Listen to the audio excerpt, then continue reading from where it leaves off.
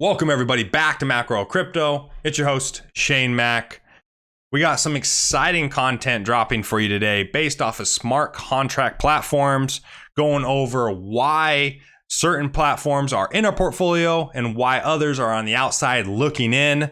Also, if you do enjoy the content, go ahead, hit that like button, subscribe to the video, hit those bell notifications. We appreciate you guys being on the ground floor as we're building this community up. Also, go visit our Twitter page, hit that follow at Macro Crypto Club. Also, great news, we do have a Discord also being built out currently. Where this project goes, how this community is built has yet to be seen, but hey, we're all here together at the start of it. Let's dive into the content. So today we're on CoinGecko, seeing some action in the last 24 hours, got some green across the board. So it's always exciting. Let's get into this. I'm not worried too much about the 24-hour action. It's just hitting a little bit of hopium, so why not? We're more focused on the macro outlook, and what we want to see is those Heiken Ashi candles. We're looking at the Ethereum charts today, giving you an outlook on where it is trending, because remember, Heiken Ashi candles is all about buyers and sellers behavior. The candles itself don't have feelings. They don't have behaviors. They are only representing what the buyers and sellers are doing in the market. And it's giving you an outlook on whether it's trending up, down, are we in a bear market, or are we in a bull market? How are we being represented as buyers and sellers? So we're going to go over how that's calculated in the Heiken Ashi candles today and give you a little bit of perspective on why it's such a strong view for this channel. And as you can tell, within the last 9 weeks, we don't have a lot of great sentiment in the marketplace, as you know, the sellers are currently dictating the market and we are hitting a downtrend hard. But we want to see that reversal happen, and we're going to go over how we can see that and what we're going to be looking for as we hit those trends and what we need to see sustained for the Heiken Ashi candles. So how this is calculated is on this current candle, and the wick is, you'll see at the very top, that is the open.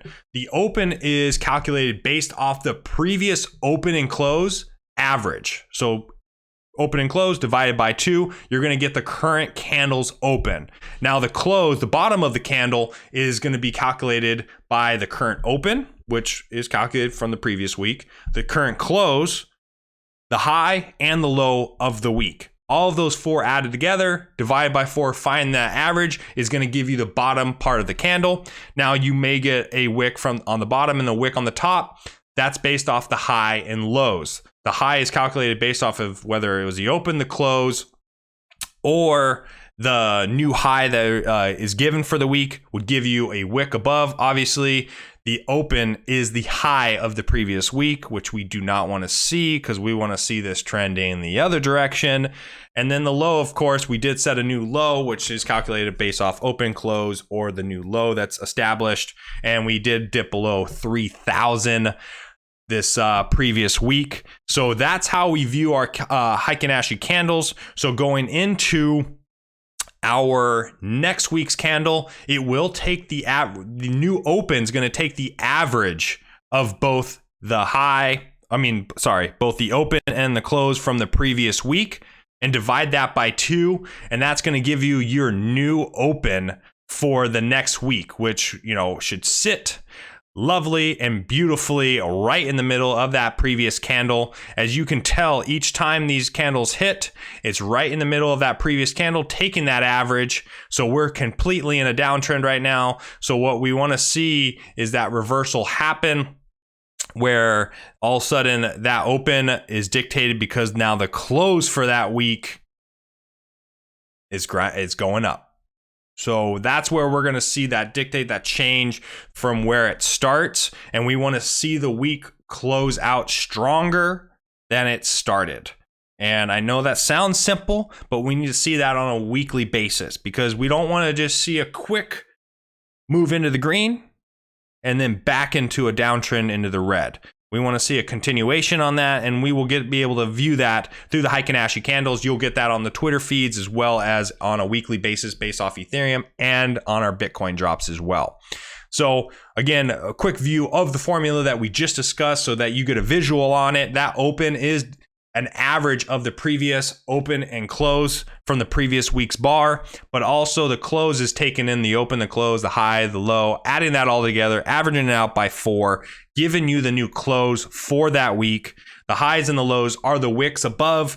What are we driving? How far did we go, or how high did we get for our max? So hope this content is giving you a little bit of better perspective on the Heiken Ashi candles, and that way you get a better view moving forward on why we use it. So let's dive into the smart contract plays, going over some news. Second parachain winner on Polkadot went live. That's Moonbeam. Polkadot has some very bullish signals. Their parachains are live. That means they're driving basically use cases onto their platform now. You can start using Polkadot. We will see if users come and use the platform.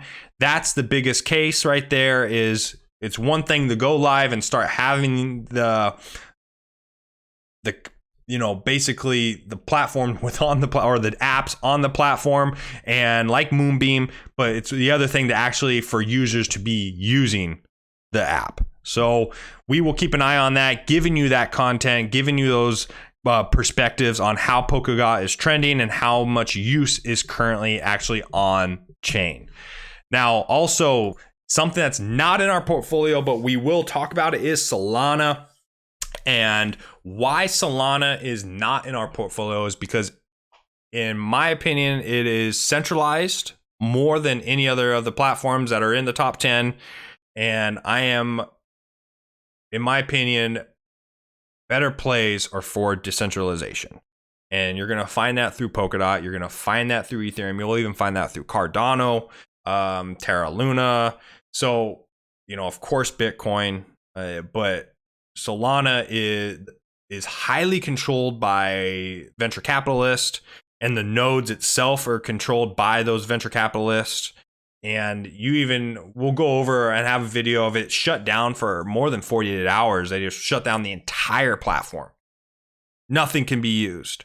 And just with that possibility, kind of freaks me out, scares me, of putting money and investing in a platform that is so centralized. And yeah, you're going to get great gas fees. You're paying next to nothing to move things across the entire platform. But that's also what makes like Polkadot or Ethereum so special, is because the decentralized aspect of it, that no one controls it. And yes, the gas fees are currently just outrageous, but it's almost like having a premium for building the decentralization where everybody has a piece of the pie and building it out, and it's just taking a little longer of time. And so that's just my perspective on Solana. Obviously, like Market Insider here has a different outlook. They're viewing Solana as continuously taking shares away of the market share on the smart contract platforms, away from Ethereum. And, in the short term, I could definitely see that happening as well. Am I going to make a play because of that assumption? No. Long-term macro play here, it's still all about Polkadot and Ether for me, and I will stick to those guns for right now. And if things change, you'll hear it first on this channel. But I'm full go in the decentralization aspect of smart contract plays, because that's going to be more beneficial for financial freedom for each and every one of us. So that is what it is. Let's dive into our next discussion. That's Cardano. As you can tell through NASDAQ, they're a high believer in Cardano, and Charles Hoskinson, the creator of Cardano, which was a previous co-founder of Ethereum, and they believe that it could be a better bet than Bitcoin and Ethereum right now, and they may be right in the short term. And if that's a play that someone wants to make based off of Cardano and buy themselves some ADA, which is the token on the Cardano platform, that's to each their own. In my opinion, Cardano currently just doesn't have any use case that's you're able to use right now. The thing that Cardano has better than any other platform, or what should I say, is more respected, is their code has been basically researched out the wazoo. And It's been looked at by multiple different individuals. So they might have the most robust code in the crypto space.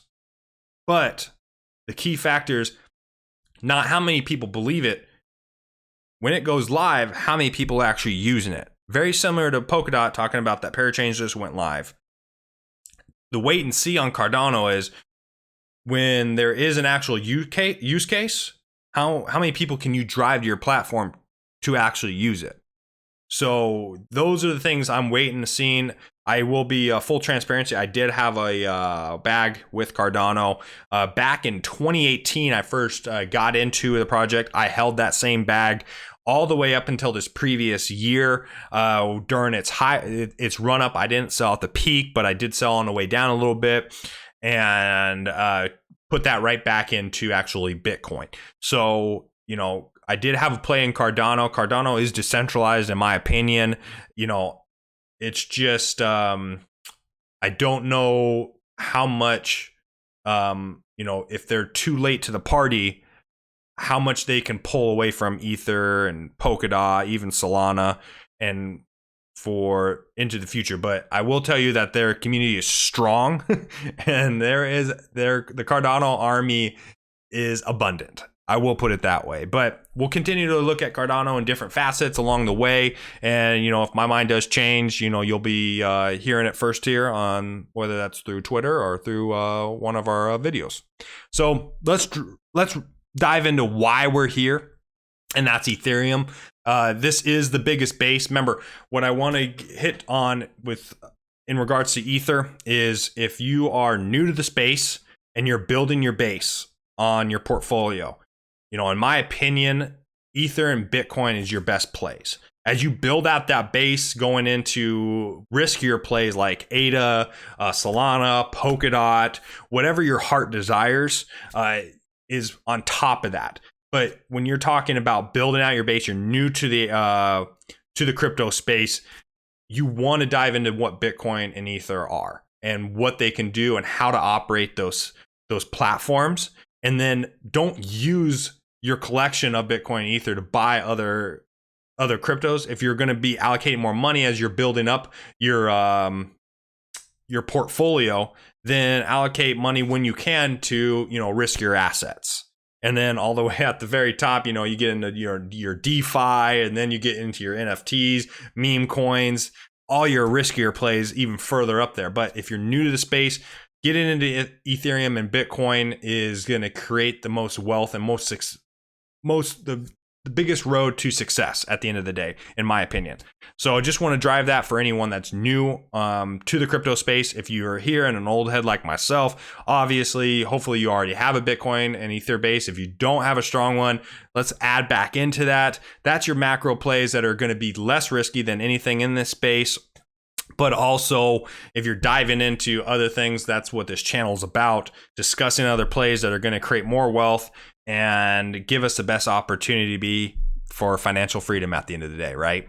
So over here on Bloomberg, we do got Ethereum beats rivals. And this is what some other opinions are. We're giving you opinion pieces here, whether it's, through Polkadot, Solana, Cardano, Ether. As you can tell, there's a battle for the smart contract plays. A lot of people have different views. That's what this was about, to give you a perception that, hey, my perception's not better than somebody else's, but it's your job to take these videos in, learn from what others are doing, and then put yourself in the best position to win at the end of the day.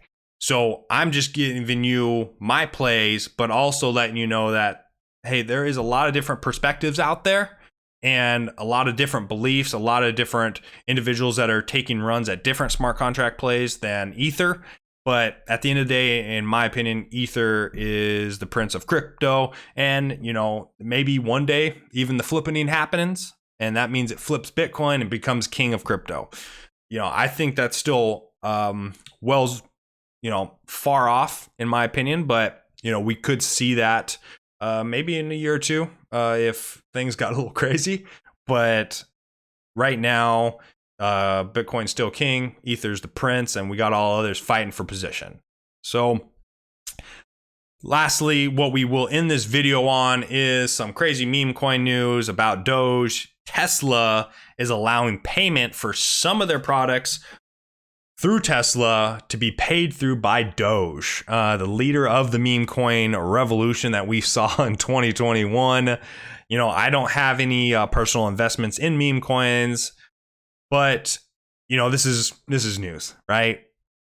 Elon Musk loves Doge, so we might as well talk about it. Payments allowing through Tesla. We'll see what happens. See how many people in that Doge army lets their Doge go for certain products on Tesla. I know Mark Cuban did this through the Dallas Mavericks. I believe that went live. So, you know, maybe I'll dive in and see if I can find some content about how that's currently going within the NBA season and if they're receiving a lot of merch sales through Doge sales. So, you know, to me, anything and everything within the crypto space that is being adopted is great for the space long term. And we want to see this, and we want to see this type of news, even if it's not your Shiba Inu that you own or whatever and whatnot. It's not your meme token. This sort of adoption is positive for the space. So we want to continue seeing what type of action that we can get on a continuous basis.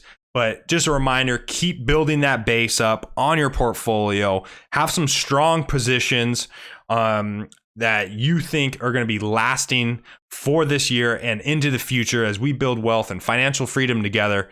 We're building this community out together. I know this was a ramble on a video, but I'm here to continuously get better for you, bring content that's going to serve you in a better position and a better light. If you have any questions, drop them in the comments below. Don't forget to like and subscribe. Head over to that Twitter page and let's get it after it, everybody. Y'all have a great weekend.